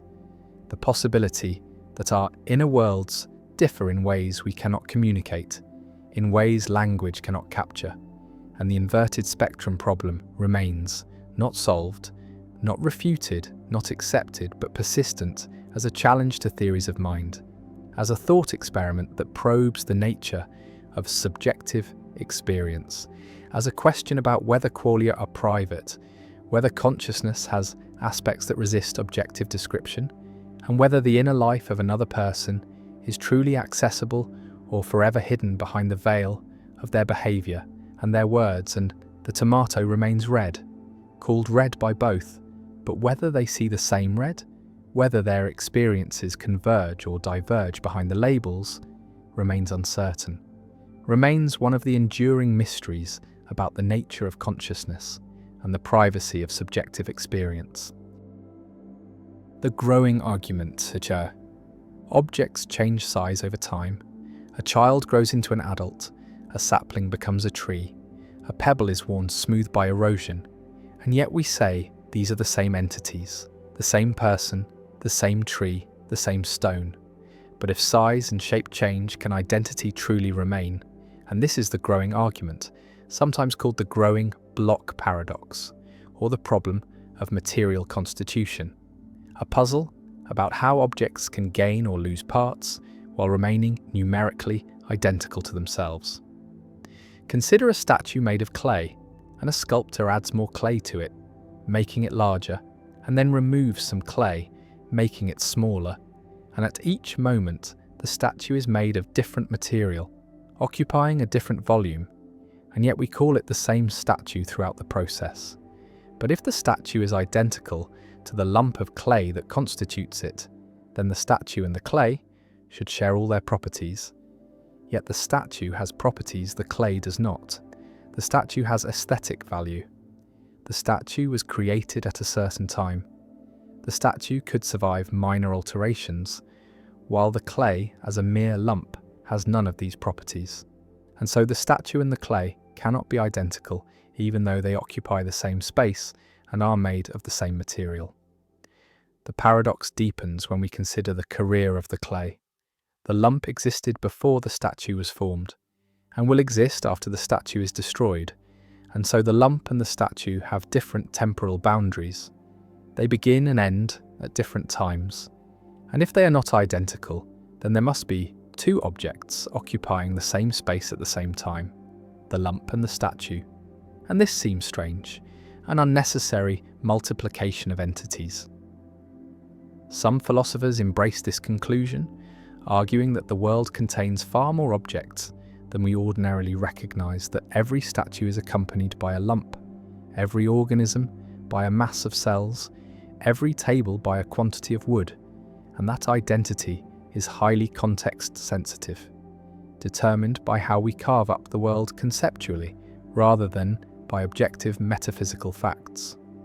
Others reject this view, arguing that the statue and the lump are the same object considered under different descriptions, that the properties that seem different are not intrinsic properties, but extrinsic or relational ones, that being a statue is a matter of how the lump is shaped and how it is regarded rather than being a separate object. The growing argument also applies to living organisms. Because a person gains and loses atoms constantly, the body grows from infancy to adulthood, shrinks in old age, yet personal identity persists. And the question arises whether the person is identical to the collection of matter that makes up their body at any given moment. And if not, then what are they? And if so, then how can they survive the replacement of that matter over time? Mereology, the study of parts and wholes, offers various theories to address these puzzles. Some argue that objects are identical if they share all the same parts at the same time, while others allow for gradual replacement, saying that identity can be maintained as long as the changes are continuous and not too drastic. And still others embrace temporal parts, arguing that objects are four-dimensional, with different temporal slices, and that the question of identity over time is really a question of whether those slices are connected in the right way. The growing argument forces confrontation with the question of what objects are, whether they are material lumps, patterns, processes, or conventional designations, whether identity is absolute or relative, whether the world contains discrete, persistent entities, or only a flux of matter temporarily arranged in stable configurations, and whether our language and concepts, which treat objects as enduring individuals, accurately reflect the structure of reality or impose a simplifying grid on something far more fluid and complex. The paradox remains unresolved, a source of ongoing debate in metaphysics, and it reminds us that growth and change, the most ordinary features of existence, conceal profound mysteries about identity, persistence, and the nature of the things that populate our world. The flicker of freedom, the tiny space where choice still lives. A philosopher examines Frankfurt's counterexamples, the cases where a person acts on their own but could not have done otherwise because an intervener would have prevented any alternative. And Frankfurt argues these cases show that responsibility does not require the ability to do otherwise, that alternate possibilities are not necessary for free will.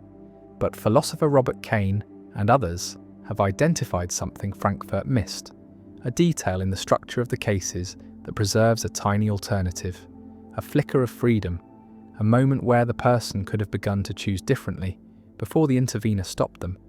And this flicker, though tiny, though insufficient to constitute full alternative action, might be enough to ground responsibility, might show that Frankfurt's cases do not actually eliminate alternatives, but only limit them. And if the flicker is necessary for responsibility, then the principle of alternate possibilities survives in modified form, requires not robust alternatives, but only minimal alternatives, only flickers. And this is the flicker of freedom argument, the observation that Frankfurt cases contain residual alternatives, tiny spaces where choice still operates. And these flickers might be necessary and sufficient for responsibility. And the debate about Frankfurt cases becomes a debate about whether flickers matter, whether tiny alternatives count, whether responsibility requires robust alternatives or only minimal ones. And this debate has generated extensive literature, has forced refinement of Frankfurt's argument, has led to increasingly complex thought experiments designed to eliminate even flickers.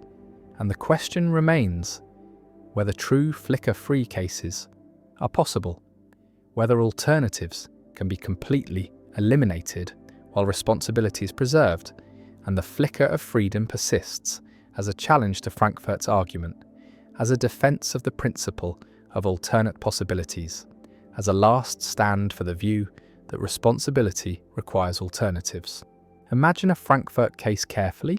Jones is about to decide whether to vote for candidate A or candidate B, and Black, the intervener, has placed a device in Jones's brain that monitors his neural activity, and the device can detect which way Jones will decide before Jones becomes conscious of his decision, can detect the neural precursors of choosing B, and if the device detects these precursors, it will intervene, will alter Jones's brain to make him decide to vote for A instead.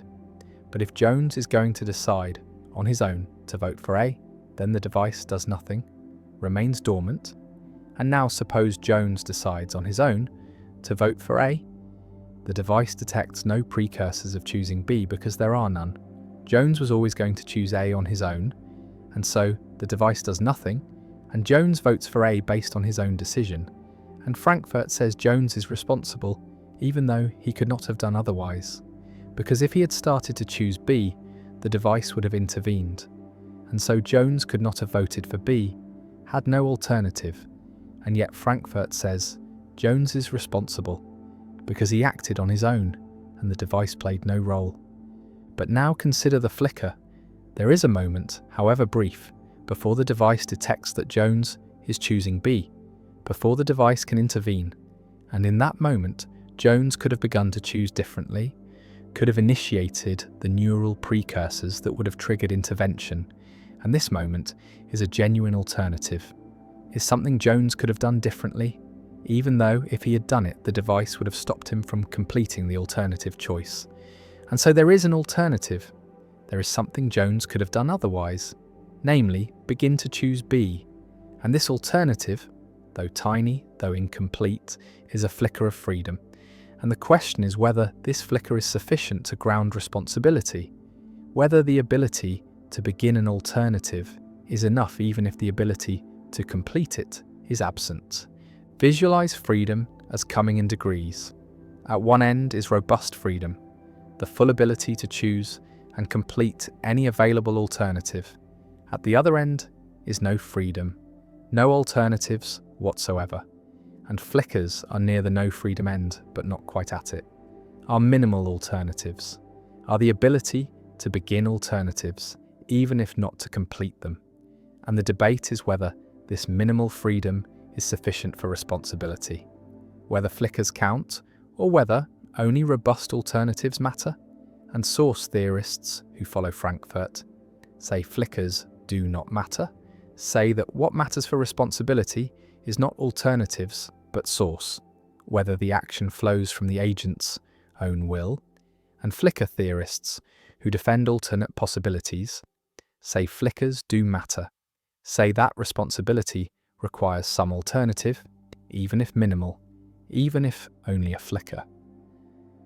Frankfurt responded to the flicker objection by constructing more sophisticated cases, blockage cases, where the intervener does not wait for precursors but intervenes earlier, or cases where the intervener controls the entire deliberative process, ensures that only one alternative is genuinely possible psychologically, and these refined cases attempt to eliminate even flickers, attempt to create scenarios where no alternative exists at any point, not even the alternative of beginning to choose differently. And if such flicker-free cases are possible, if they preserve responsibility, then Frankfurt's argument succeeds, shows that responsibility does not require alternatives, and the principle of alternate possibilities is refuted. But critics argue that truly flicker-free cases are impossible, that any case detailed enough to eliminate all flickers will either eliminate responsibility along with alternatives, or will preserve subtle flickers that defenders miss.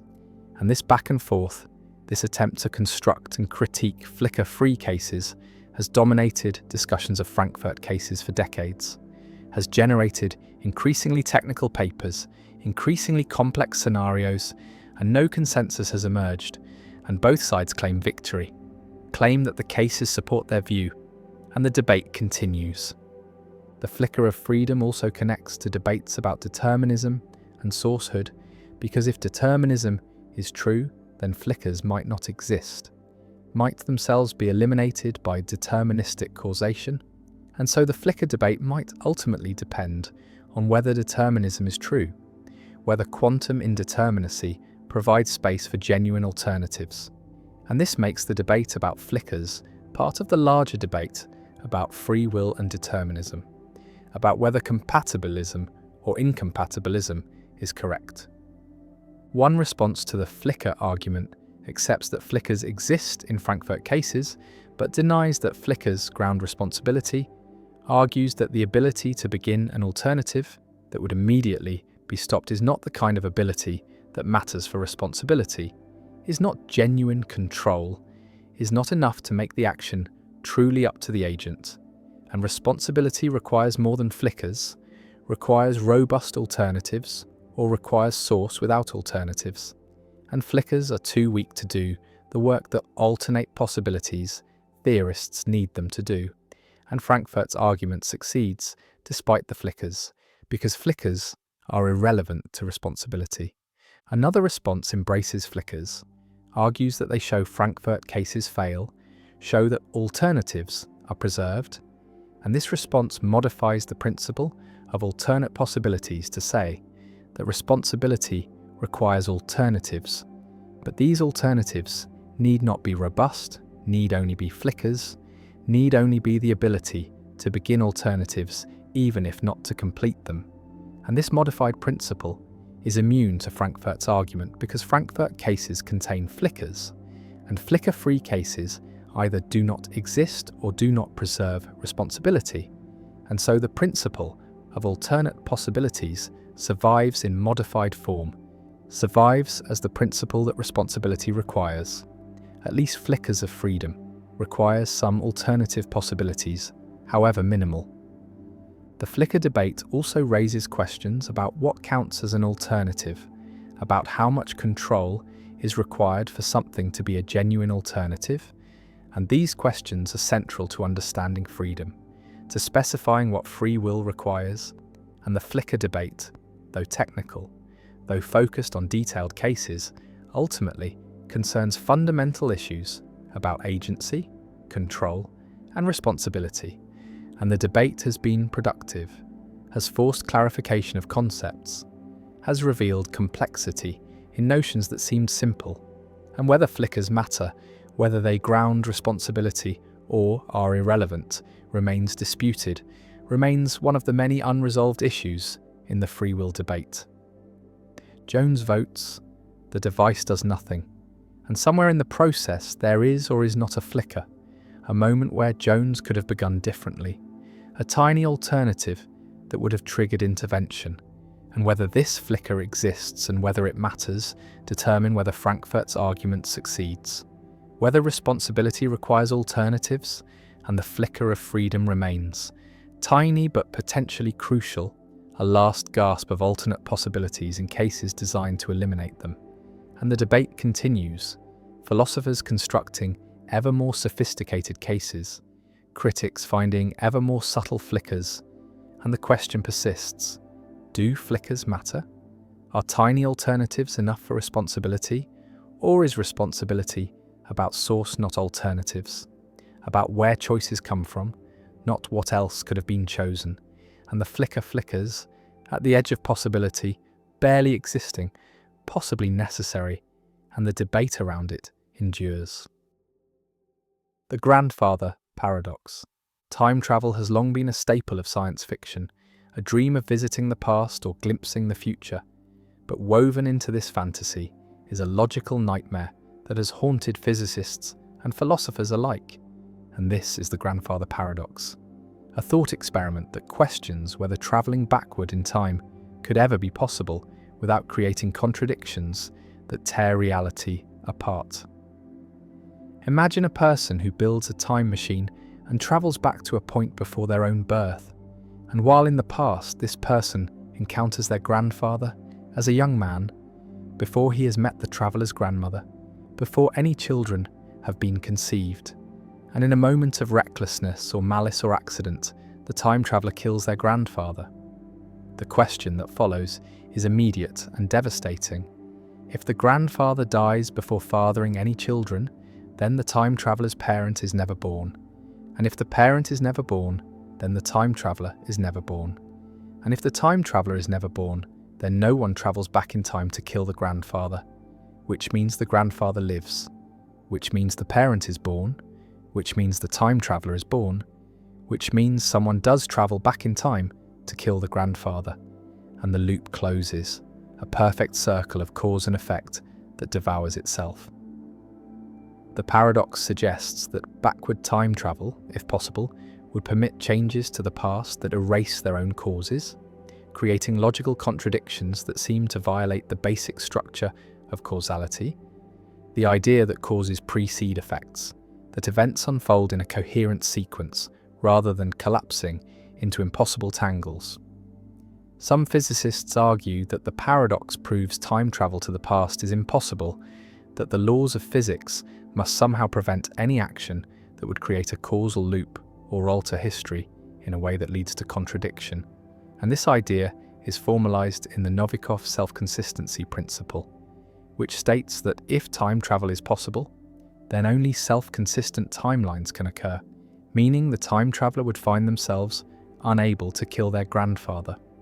No matter how hard they tried, the gun would jam, the traveler would hesitate, something would always intervene to preserve consistency. Others propose the many worlds interpretation, suggesting that when the time traveler kills their grandfather, they create a branching timeline, a parallel universe where the grandfather dies and the traveler is never born in that branch, while in the original timeline, everything continues as before. And so no true paradox arises because the timelines never contradict each other. They simply diverge.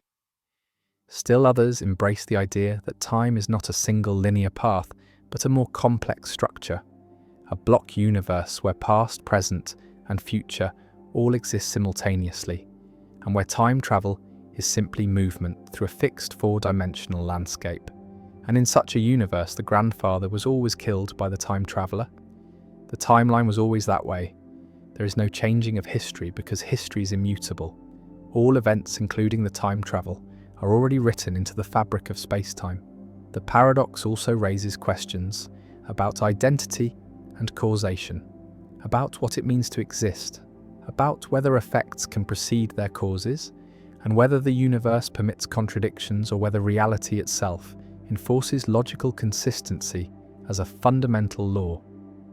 The grandfather paradox remains one of the most vivid illustrations of the conceptual challenges posed by backward causation, a puzzle that blends physics with metaphysics, science with philosophy, and that forces anyone dreaming of time travel to confront the possibility that the past, once written, cannot be rewritten without unraveling the very threads that make existence coherent. The free rider problem: why nobody pays for what everyone wants. A community needs a public good, needs streetlights perhaps, or clean air or national defence, and this good has a special property. It is non-excludable.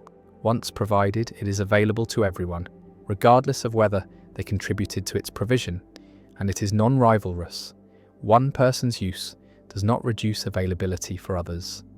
And these properties create a problem, create incentives for free riding, for enjoying the benefits without bearing the costs, and each individual reasons that their contribution is small, is negligible, will not determine whether the good is provided, and so they can free ride, can enjoy the streetlights, whether they pay or not.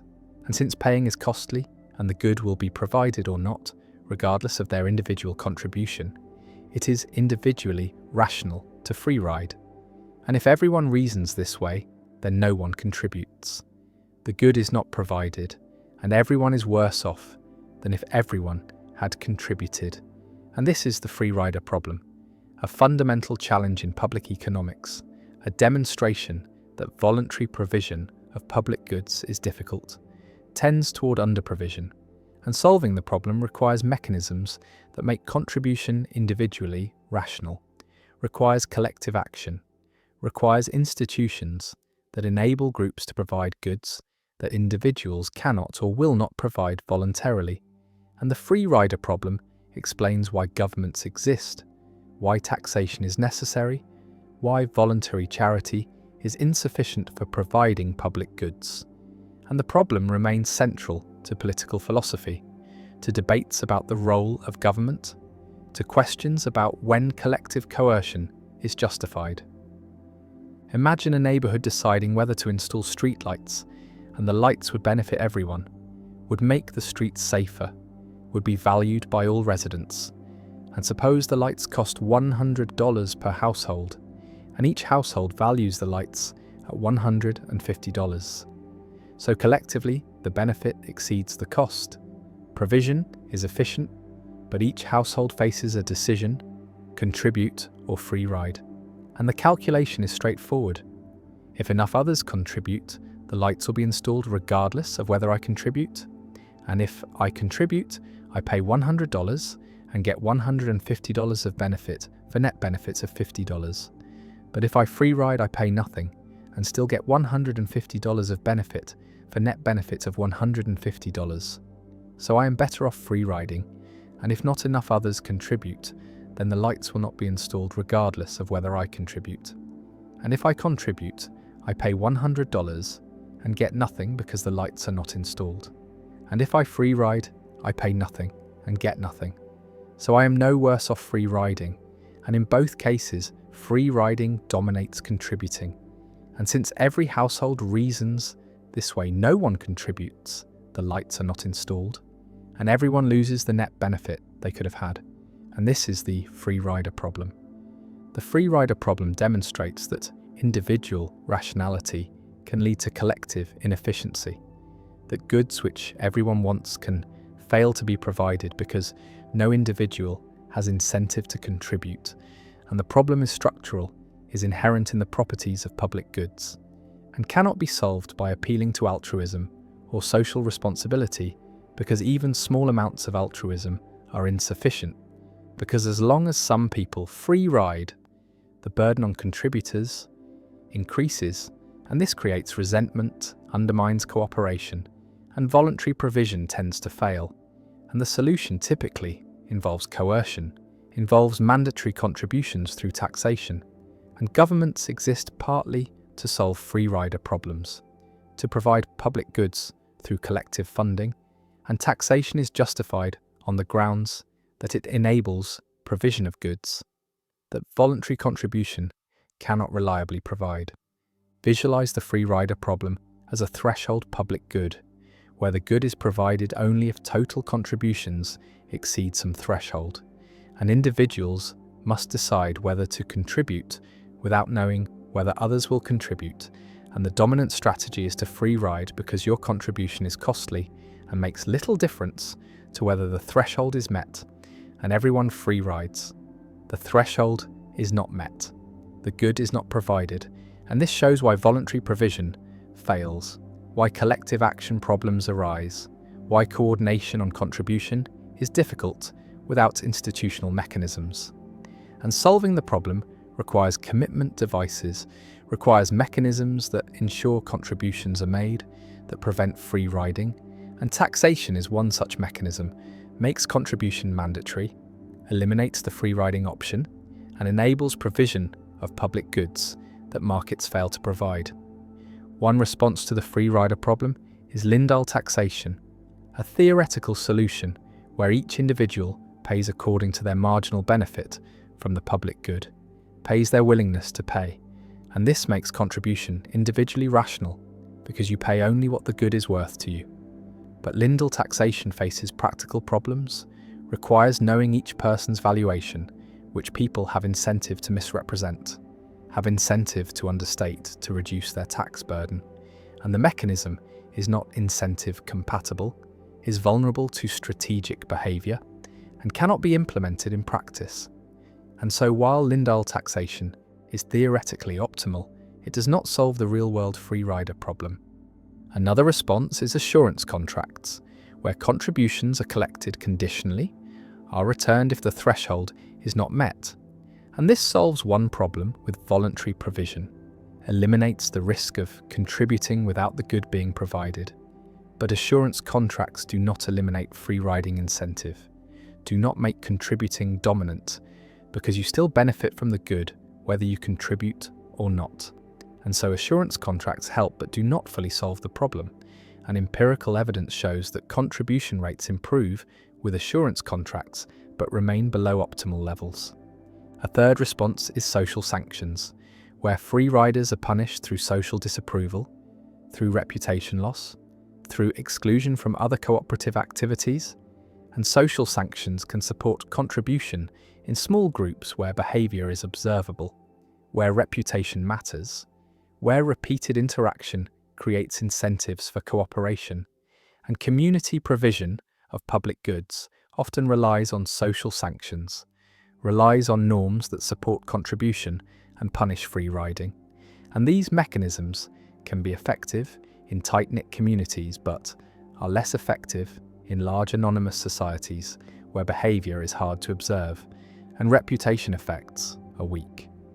The free rider problem also appears in debates about international cooperation, about providing global public goods like climate stability, pandemic prevention, biodiversity preservation, and these goods are non-excludable and non-rivalrous at global scale, and nations face free rider incentives, benefit from the good whether they contribute or not, and this makes international cooperation difficult, makes agreements fragile, and nations have incentive to free ride, to benefit from others' contributions while minimizing their own. And solving global free rider problems requires international institutions, requires mechanisms for monitoring and enforcement, requires ways to make contribution individually rational for nations. And the difficulty of achieving such cooperation explains why global public goods are underprovided, why climate change proceeds despite universal acknowledgement of its dangers, why pandemic preparedness is inadequate despite obvious benefits. The problem also raises philosophical questions about political obligation, about whether citizens have duties to support public goods, whether taxation is legitimate coercion or justified contribution, and libertarians argue that taxation for public goods is problematic, violates individual rights, and anarcho-capitalists argue that even genuine public goods should be provided voluntarily or not at all, while social democrats argue that taxation is justified to solve collective action problems, is necessary for provision of goods that voluntary mechanisms cannot reliably provide. and the debate turns on whether the free rider problem justifies coercion, whether preventing free riding is sufficient reason to impose mandatory contributions, and different political philosophies answer differently. Some argue that the free rider problem is overstated, that voluntary provision is more successful than theory predicts, that people do contribute to public goods despite free rider incentives. And empirical evidence supports this, shows that people do contribute voluntarily to charities, to public radio, to open source software, and contribution rates exceed zero even when free riding is possible. And this suggests that people are not purely self-interested, have preferences for fairness, for contributing to collective goods, for avoiding being seen as free riders, and behavioral economics explains these patterns through social preferences, through conditional cooperation, through warm glow effects from giving, and while voluntary provision remains below optimal levels, it is not zero, and this shows that humans are more cooperative than pure economic theory predicts. But it does not eliminate the free rider problem, does not make voluntary provision reliably sufficient, and government provision remains necessary for most public goods. The streetlights remain dark, the clean air remains polluted, the defence remains unprovided, and everyone wishes for the public good, but no one contributes.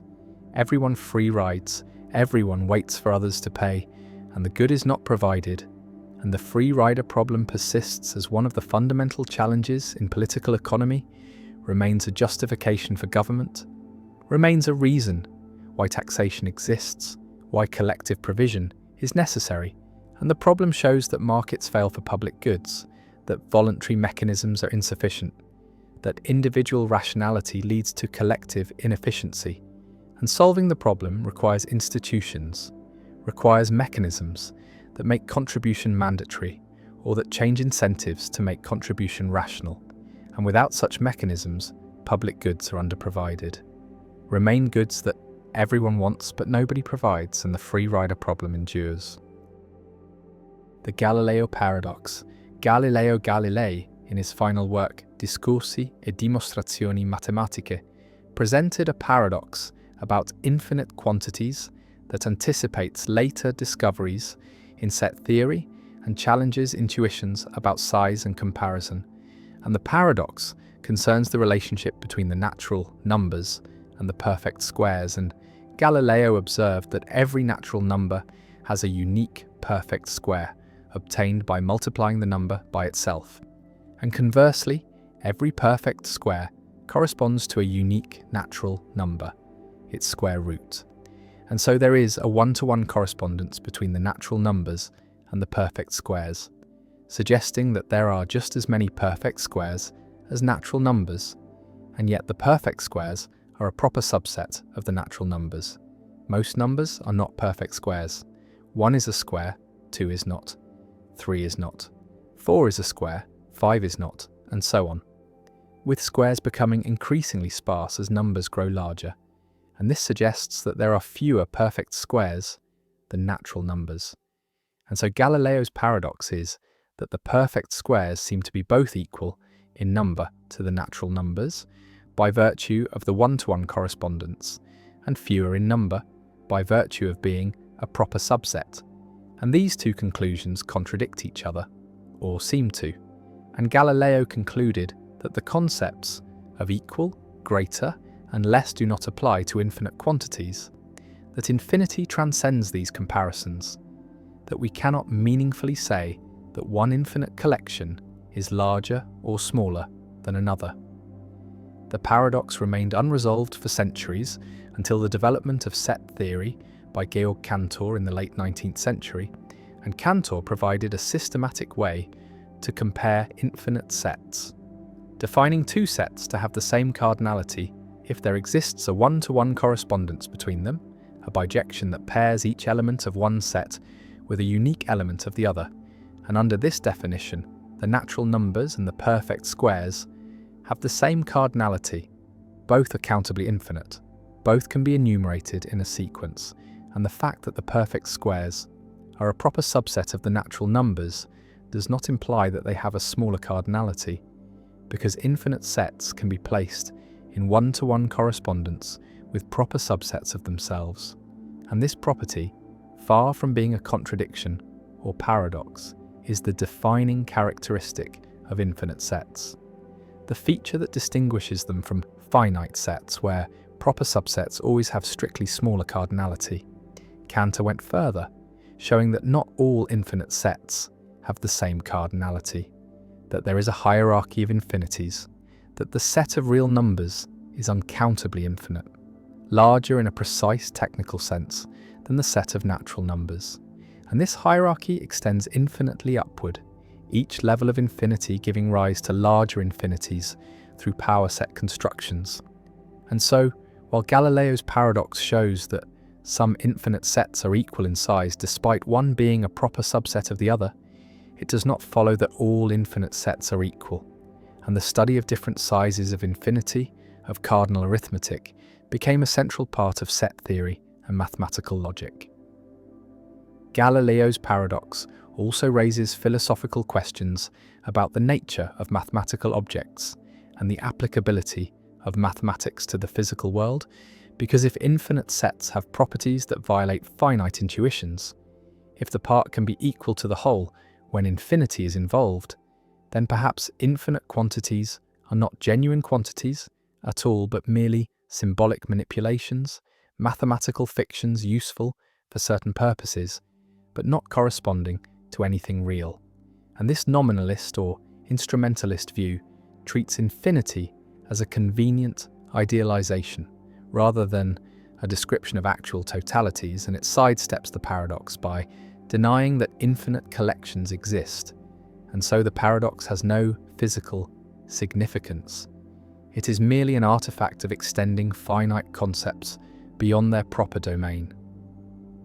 Others embrace the reality of infinite sets, arguing that mathematical objects exist independently of physical instantiation, that the natural numbers and the real numbers are abstract entities with determinate properties, and that Galileo's paradox reveals not a flaw in mathematics, but a truth about infinity, that infinite collections behave differently from finite collections, and that our intuitions, shaped by experience with finite quantities, must be revised when dealing with infinity. And this revision is not a retreat or a compromise, but an expansion of understanding, a recognition that reality, whether mathematical or physical, is richer and stranger than common sense suggests. The paradox also appears in physics and cosmology, in discussions of whether the universe is spatially infinite, whether it contains infinitely many galaxies, infinitely many stars, infinitely many particles, and if so, whether these infinities can be compared, whether one infinite quantity is larger than another, and whether operations like addition or subtraction are well defined for infinite quantities. And these questions do not have obvious answers. They depend on the mathematical framework used to describe the universe, on assumptions about the structure of space-time, and on whether infinite sets in mathematics correspond to infinite collections in reality. Galileo's paradox was one of the first systematic explorations of infinity, one of the first attempts to rigorously analyze what it means for a collection to be infinite, and it anticipated many of the insights that would later be formalized in set theory, and Galileo's conclusion that the usual comparisons of size do not apply to infinite quantities was both right and wrong. Wrong in that infinite sets can be compared, and some are larger than others, but right in that infinite sets do not obey the same rules as finite sets, that the part can be equal to the whole, that addition and subtraction of infinite quantities are not straightforward, and that intuition trained on finite examples is an unreliable guide. The numbers stretch to infinity, 1, 2, 3, 4, 5, and among them the perfect squares, 1, 4, 9, 16, 25, sparse but infinite.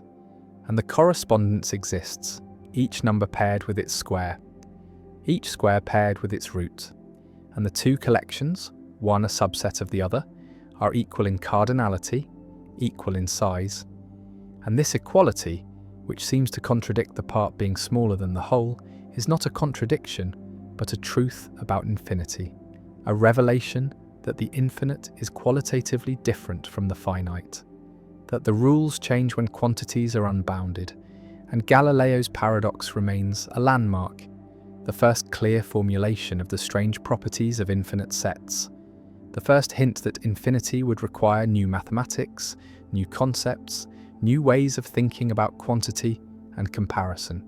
And the paradox endures, not as a problem to be solved, but as a lesson learned, a demonstration that infinity is not a large number, but a different kind of thing entirely, and that understanding it requires abandoning intuitions that serve us well in the finite realm, but mislead us when we venture into the infinite. The liar paradox. There exists a statement so simple that it collapses the foundations of truth itself, a sentence that devours its own meaning the moment it is spoken. And this is the liar paradox, a loop that has haunted logicians and philosophers for over 2,000 years. The paradox is most famously expressed in a single declaration: this statement is false, and the mind recoils at what follows. For if the statement is true, then it must be false as it claims. But if it is false, then it must be true because it correctly identifies itself as false. And so the cycle begins again, spiraling endlessly, without resolution, without escape. The ancient Greeks were the first to wrestle with this demon of language, and Epimenides, the Cretan, is often credited with an early version when he declared that all Cretans are liars, which implies that if he himself is a Cretan, then his statement must be a lie, which means Cretans might actually tell the truth, which means his statement might be true, which means it is false again, and the contradiction churns without mercy.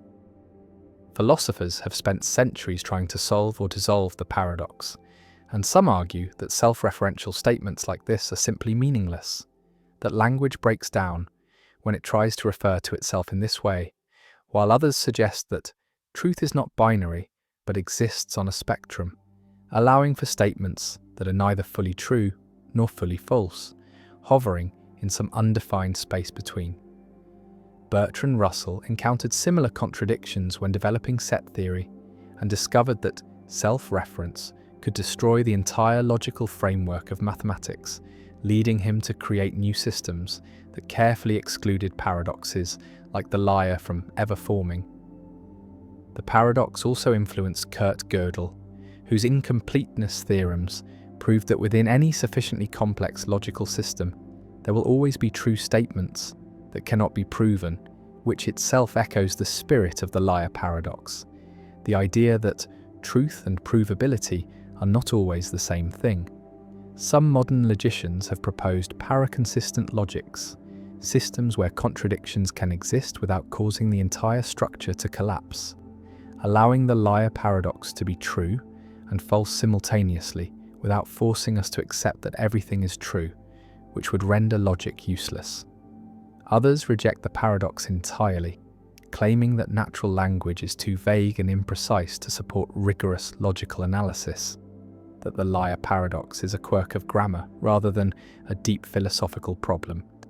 Yet the paradox persists, refusing to die, surfacing in new forms across disciplines, from computer science to legal theory, anywhere that self-reference appears.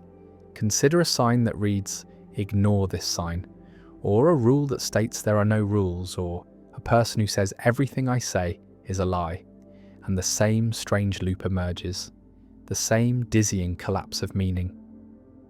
The liar paradox forces confrontation with the limits of language, logic, and truth itself, suggesting that reality may not always fit neatly into categories of true and false, that some truths may be inherently unstable, slipping through the fingers the moment they're grasped. It reminds us that words are not perfect mirrors of reality, but tools shaped by human thought, and sometimes those tools turn on themselves, revealing cracks in the structures we build to make sense of existence. The knower paradox. There exists a peculiar sentence that seems to lead directly to contradiction, and this sentence states the knower is not known, And the question arises, is this sentence true or false? And both options lead to trouble, creating what is known as the knower paradox, a puzzle in epistemic logic that reveals tensions between knowledge, truth, and self-reference. Suppose the sentence "the knower is not known" is true. Then by definition of what the sentence says, the fact that the knower is not known is itself not known. It is a truth that escapes knowledge. But if this is a truth, then it is knowable. There is nothing incoherent about knowing that something is not known. We know many facts of the form. Nobody knows X. We know that nobody knows the exact number of grains of sand on all the Earth's beaches, and so if the knower is not known is true, then someone could know it. But if someone knows it, then they know that the knower is not known, which means the knower, the fact that the knower is not known, is now known. And this contradicts the content of the sentence, which states that this fact is not known. And so assuming the sentence is true leads to contradiction. Suppose instead that the sentence is false, then its negation is true, which means the knower is known, which means someone knows that the knower is not known. But if someone knows this, then the knower, the proposition that the knower is not known, is indeed not known becomes known. And so the sentence is true after all. And again, contradiction emerges. And so neither assuming the sentence is true, nor assuming it is false, leads to a consistent outcome, and the paradox resists resolution through ordinary logical means. The knower paradox is related to the liar paradox and other self-referential semantic paradoxes, but it involves knowledge rather than truth, and it shows that knowledge, like truth, cannot be fully captured within a single, consistent formal system without restrictions, that self-reference combined with epistemic notions generates instability, and the paradox has implications for epistemic logic, the formal study of knowledge and belief, because standard epistemic logics treat knowledge as a modality, a sentential operator that applies to propositions. And these logics typically assume that knowledge is factive. If you know P, then P is true. And that knowledge is transparent. If you know P, then you know that you know P. And these principles, which seem innocuous, interact with self-reference to produce paradoxes like the knower. One response to the knower paradox is to restrict self-reference, to prohibit sentences that refer to their own knowability status, much like Tarski's hierarchy of languages prohibits sentences that refer to their own truth. And on this approach, the knower is not known is not a genuine sentence, not a proposition with a truth value, but a piece of ill-formed language that violates the rules of proper semantic construction. And while this response avoids contradiction, it does so at the cost of limiting what can be said, of ruling out sentences that seem grammatically and conceptually well-formed. And it leaves open the question of why these restrictions should be imposed, whether they reflect genuine features of knowledge or are merely technical devices to preserve consistency. Another response distinguishes between levels of knowledge, perhaps first-order knowledge about the world, second-order knowledge about knowledge, third-order knowledge about knowledge of knowledge, and so on, and argues that the knower paradox conflates these levels, that the knower is not known involves a sentence referring to its own knowability at the same level, and that this is illegitimate, that knowledge statements must be stratified into a hierarchy where knowledge at one level can only apply to propositions at lower levels, and this hierarchical approach mirrors solutions to the liar paradox and other semantic paradoxes, but it raises questions about whether ordinary knowledge attributions respect such hierarchies, whether in natural language we freely mix levels of knowledge without contradiction, and whether imposing hierarchies is a genuine solution or merely a way of avoiding the problem. Some philosophers embrace paraconsistent logic, systems that allow contradictions to exist without trivializing the entire system, without forcing the conclusion that everything is true. And in paraconsistent frameworks, the knower paradox can be true and false simultaneously. The sentence can be both known and not known, and the contradiction is tolerated rather than resolved, contained within the logical system without spreading.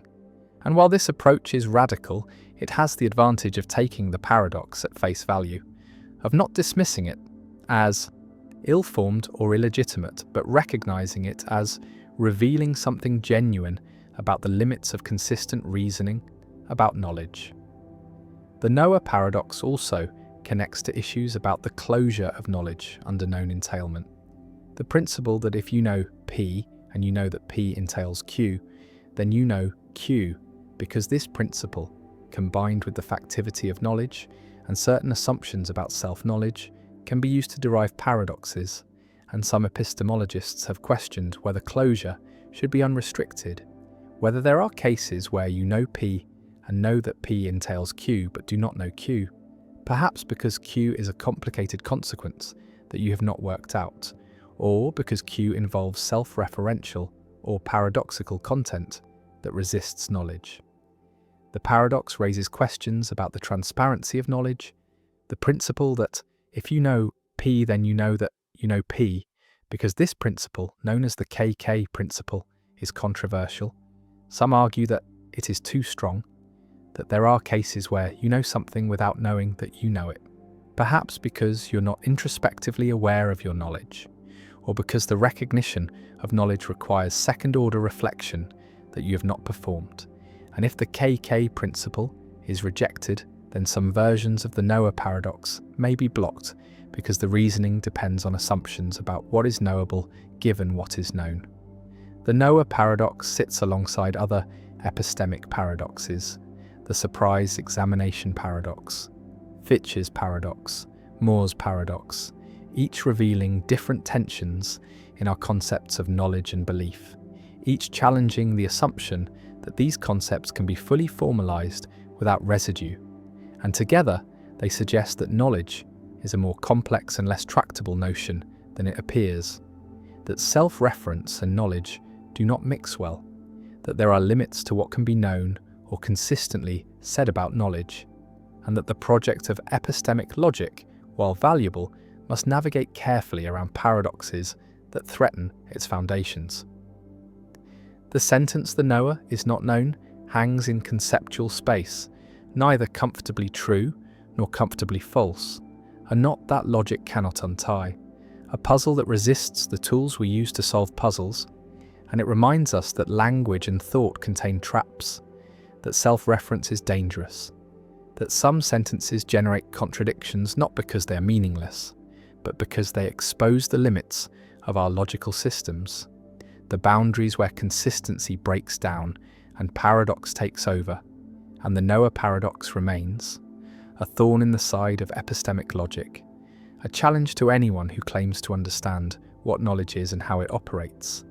And the question persists, is the knower known or unknown?